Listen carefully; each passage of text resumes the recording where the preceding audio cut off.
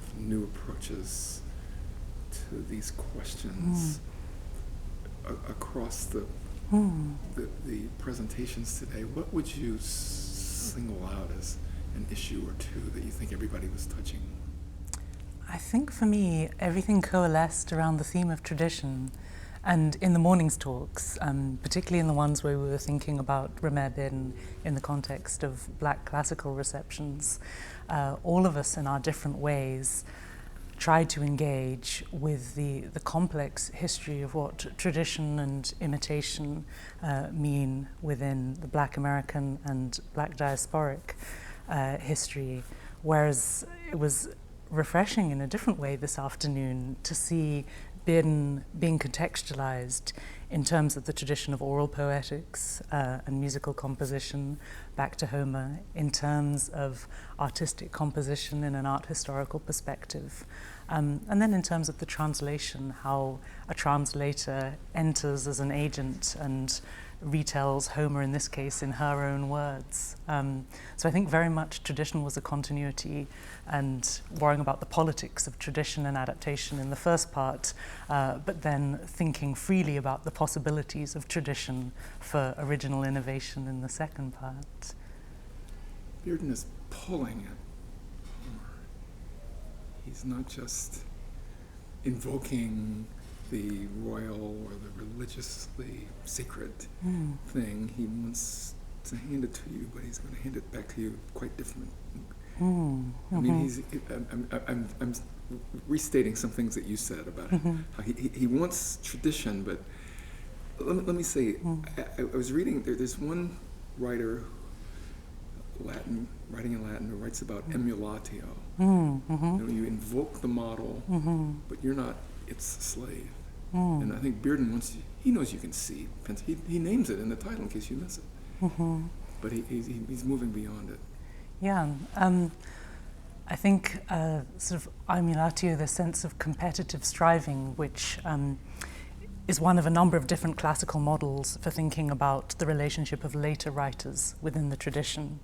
And that competitive analogy or metaphor elevates the status of the person who comes after to an equal who competes, as with the jazz improvisers going toe-to-toe. But I quoted that passage from Walcott's poem, Another Life. I had entered the house of literature as a houseboy, filched as the slum child stole. And another metaphor we get in classical Latin poetics for thinking about working within the tradition is theft. It's a furtum. You've stolen something from earlier writers. And I think one way perhaps of leveling and worrying less about the hugely overdetermined racial and cultural and social politics of tradition in this sense is to think about the Romans working with Greek models, thinking about their belatedness or inferiority, about the difference between those two cultures and the ways that they find to try and modulate between different metaphors for what they were doing. I really like what you had to say about the sea goddess. I've thought about her a long time, but you taught me things I hadn't known. The idea that she dives deeper than the shades, that's the lowest point of all. And then, of course, the blue everywhere becomes, as you're saying, perhaps a graveyard, and the shawl, a shroud. It was such a moving set of insights. Thank you. Well, I took a lot of inspiration from that. I was not particularly attuned to how that episode might stand out to a non-classicist coming to the poem and thinking about translating it semiotically into a different medium, as Bearden did. And so it was reading your commentary and explanation, and feeling emboldened as well by the allegory you suggest at the end. Think of all the women in the tradition of racial uplift in American history who maybe have been there to save and resurrect lost souls. And what really strikes me, now you're talking about it, is reading that episode in the poem, Dislocated, go lower? Is Odysseus at a lower point than he is when he goes into the underworld? I would never have made that claim reading the poem, whether in Greek or in translation, but it's only when looking at it in the visual field and how an artist might represent it that you think that there are pathetic or metaphorical depths that go deeper than the deepest space we can imagine, the underworld, which is such a fertile space within so many literary traditions, but also an unrealistic space. But once we begin to introduce those metaphors of thinking about the depths of a human being's soul, and agony and the bottom of the Atlantic Ocean in the Middle Passage, then we can begin to import back into the Odyssey what might it mean to be lost at sea, and all the mobility that phrase has in world history. Fred Moten says he's homeless. He's a homeless man tossed and turning in the water, and he'd gone to the underworld on a mission, and so there's a sense, but at that point he's not sure he's going to make it out of that water. And I think it's such a it's something to think about it that way. I the thing I felt about today, you provided a cornerstone for by racing and post-colonializing. But by insisting on the politics in Bearden, Bearden could step aside and at times and act as if it were something else, but the politics are right there, aren't they? Yeah, and in one sense it's quite crude, and I know that I'm talking to someone who knows a lot more about this than I do, but Patrice brought this out in his talk with Ellison, and the sort of crucial debates that have in many ways formed African-American aesthetics in the 20th century, Ellison and Hyman, sociology and the political context for the interpretation of aesthetic works.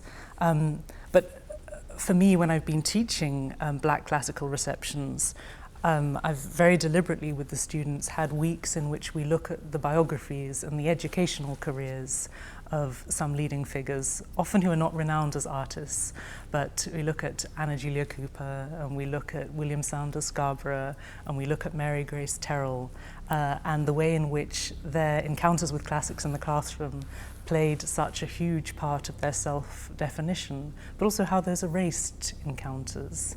So Mary Grace Terrell has the famous anecdote about Matthew Arnold visiting Oberlin and being shown the Greek casts and being told afterwards that the student who he'd heard read Greek so beautifully was actually of African descent, and he'd said, I didn't realize that the African tongue could pronounce Greek. And so when you look at the educational careers, those things are indivisible. And it's also as well, I'm fully aware of Henry Louis Gates and the sociological fallacy, but I can't separate the social and the political in my own career as a classicist. When I was 9, I was sent to boarding school in Britain. My parents were in East Africa, in Malawi at the time. And I trained, was told that I was going to have to do Latin at this British boarding school. So worked very hard.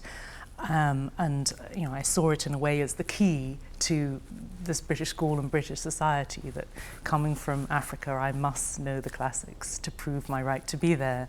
And when I got there, the students were very bad. Like most students, they don't like Latin drills, and it's tedious when learnt in abstraction from thinking about history and literature. And as students of that age do, they pick on difference. And I was, I think, one of 2 black children in a school of 360. And that was the first time I heard the N-word. It took a while to realize it was directed at me or what it meant. And so I used my ability at Latin to, get friends. I would do people's homework for them. Or when we had prep and the master who was meant to be supervising prep left the class, I would stand at the front of the class and tell the other students the correct answers for their Latin homework. And pretty soon they stopped with the racial insults. It's only latterly, after a couple of years, that I realized I actually like these texts. Now that I can read them and construe meaning, I want to do them in my own right. So, I recognize that all over Black classical receptions, and that's when I think, reluctant to omit the sociological and the political from discussions about Black aesthetic classical receptions. You remind me of Du Bois saying he would try to beat his classmates, said everything, and beat their stringy heads. I mean, Yes, yeah. So for you too, it became a matter of a bit of competitive striving to throw the master's tools back into his face, so to speak. Or am I putting that too strongly? Yeah, I mean, it's only when you begin, and most of the students in those schools. This is not answering your question directly, but for me, one of the biggest imperatives and what's so fruitful about thinking about Bearden and the mobility of his collages, which this travelling exhibition has done so much to promote, that so many audiences have got to see the Odyssey series in one place, is that Bearden's collages have an internationalism that gives the Odyssey increased mobility, but it's a Black Odyssey that's travelling and that has seized the imagination. And I think I mentioned in my talk that I can think of four works by classicists since 2007 which have used cover art from Bearden's Odyssey series on their cover. And for me as a child in Africa, classical texts were easier to come by and more accessible than any of the great works of African American literature. And I see Bearden as the key to sort of changing that over time. I don't want Homer to be less accessible, but I want any child who wants to read Du Bois to have access to that text. And I like the idea of thinking in terms of African American thought as its own classical tradition. Was there a moment for you when a particular text, whether Latin or Greek, said to you, this is speaking directly to me, I can use this as part of, I want to be in this world? Was there a moment when you, often musicians talk about it, the time they first heard Bird or something like that. Maybe it came upon you gradually, but I wonder if there was a moment when you woke up and said, I'm a classicist. No, not really, because I mentioned that I grew up in East Africa. I'm not from Malawi, but that's where my parents were working. And I was very conscious of the fact that there were other disciplines that were, of much more moment for a very poor developing country. So I thought perhaps I would do classics because I enjoyed it, but then train to do medicine or economic development. And I just enjoyed classics too much. I enjoyed the challenges of critical interpretation. I enjoyed having to construe my own meanings and to draw on a large body of knowledge to try and find new things to say about texts that had been read for so long. And I liked the roots that they created. So although it's a paradox, I think of the classical as a vernacular, precisely because from so many different cultures and moments in history, people have come to the classics for different reasons and have taken different things out of them. And Bearden is a very illustrious example of that, but in much smaller ways, people have done that. So I had people all around me saying, why study that elitist subject? And it's of no use whatsoever. But any time I took new subjects within the curriculum, I just thought, well, I already encountered that in classics. So for me, it was a sort of a shortcut to a world of knowledge, and I was never able to drop it and just carried on. I have very dear friends and colleagues here at Columbia who won't teach Lit Hum because I'm teaching the dead white men of the Western Europe only. And there are one or two women exceptions, but they don't care about that because it's just decorating finally the hegemonic hammer. And my answer to them is that I teach this stuff any way I want. And as you say, there are roots and routes that, around and through these things. If you were going to answer my colleagues who says I can't teach the Odyssey because it's dead white men, how would you? Can you encapsulize an answer to them that would works best for you? We have analogous debates at Yale, where we have a course called Directed Studies, which is a version of a Great Books course, which probably has even less latitude than Lit Hum as taught here at Columbia. And I have many colleagues who don't want to teach in it and actually would rather that it disappeared from the Yale curriculum altogether. And sometimes I feel like that myself because of the messages that it might send out. But just as you've said, I think what happens in the space of the classroom redeems the idea of that kind of course. And by that I mean the energy of an interpretative community which can make what it wants of the text, but has to make it collaboratively in conjunction with others. You have to sort of find a meaning that is not going to exclude all the different forms of knowledge that a class of 18 students and a professor might have. And I like the fact as well that if we're studying Thucydides' history, or if we're studying Virgil's Aeneid, I can use my training as a classicist to in some ways be an umpire or a referee if students have very specific questions about interpreting the text in its historical context. But I can also say to them, what you've just said is completely exciting because nowhere in the tradition that I know has anyone had that idea or taken that text in that direction. So I find that these great books courses, for all their traditional accretions and unhelpfulness, can actually, whether advertently or not, fertilize radical and innovative conversations. But I'd still want to sort of push the idea of the classical. And I think students should be allowed to vote at the end of every year what texts that aren't on the Great Books curriculum or on LitHum should get added for the next generation of students, so that that interpretive community is actually making a difference to the canon from year to year. If you were teaching the Odyssey here, or teaching it at Yale, and you wanted to make sure that there was a good context and you could add 2 or 3 works, what would they be? I think I would want to add Invisible Man, because a lot of students have preconceptions about modern works and are resistant to the idea of adding modern works and then perhaps adding works from the Black tradition for all kinds of blinkered, prejudicial reasons. And I would like them to have an alternative to purely thinking about the end of modern Homeric reception being James Joyce's Ulysses. Of course, Ulysses was important for Ellison and Invisible Man, but I'd really like them to try and mobilize all of their resources to make sense of that endlessly dense text that is Invisible Man.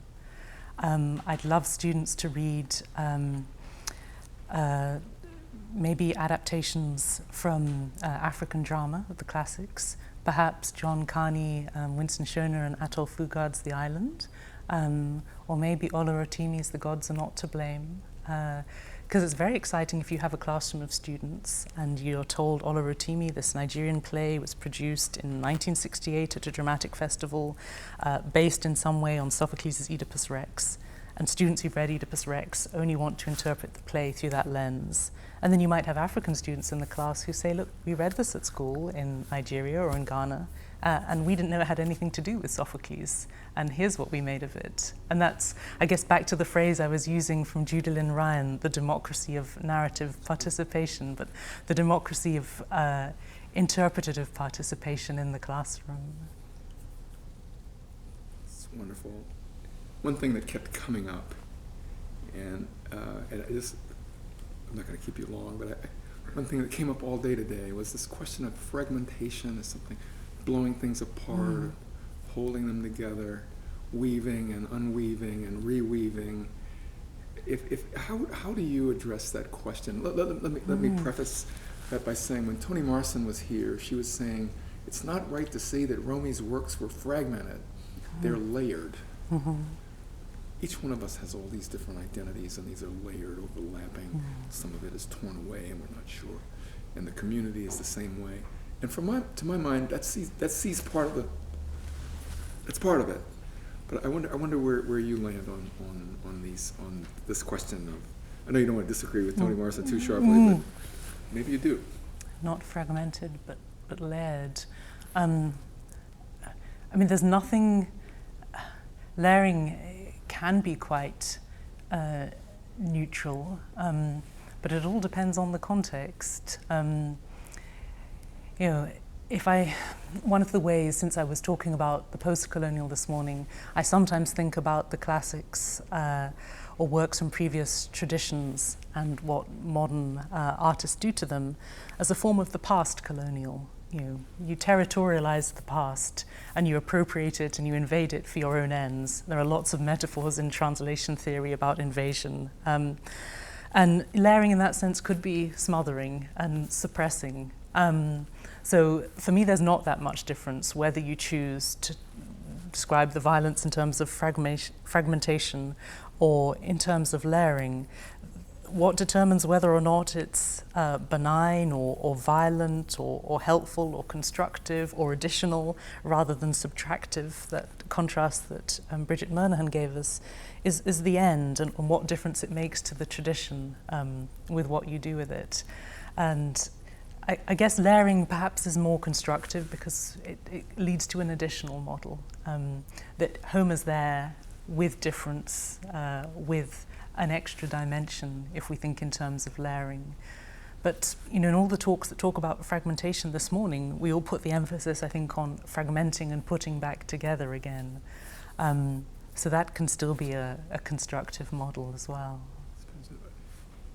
My father used to like to say, whether the glass is half full or half empty depends on who's pouring. Mm-hmm. Mm-hmm. There can be a ripping away that's part of the revolution that's needed, and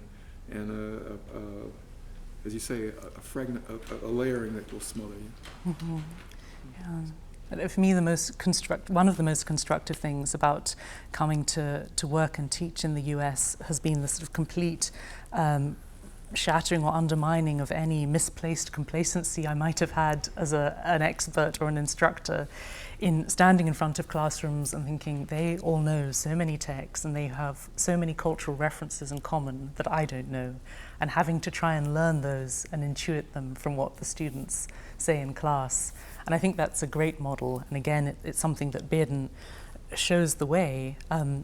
How do you provide an inclusive adaptation of a corpus like Homeric epic or of Homer's Odyssey more specifically, that is equal to the diversity of viewers and audiences and students and members of the public who might look at this work? How do you give them ways of seeing that are incorporative rather than exclusive? I knew Bearden a bit, and he was so sweet and quiet and generous. My friend Brent Edwards said that he practiced what Brent called the politics of generosity. He would welcome you in, and he would give you things, and he would talk to people no matter what their level was socioeconomically. But then Brent said the work was that way too. It invites you in with color and image and this and that. And the more you know, the closer you can move in, and the more you can get. And just listening to you through the day, and you talk about a kind of collaborative welcome also, inviting the students into the learning process, and about art in terms of democracy and sociology. And can you say more about your own politics as a teacher, or as a scholar, in terms of these big questions? Yeah, I think it also relates to disciplinary thinking and the fences or boundaries that we might put up between disciplines. And there's no way that you can do that when you're teaching a course like Classics in Black, Classics in Africa, and the African diaspora, because you need to try and know a little bit of everything, but also have the humility to know that there's a whole lot that you don't know. And you need to also try and reassure the students that they can take the class, even if they might not have training in any of those disciplinary fields. And in line with that disciplinary thinking, there are many challenging moments.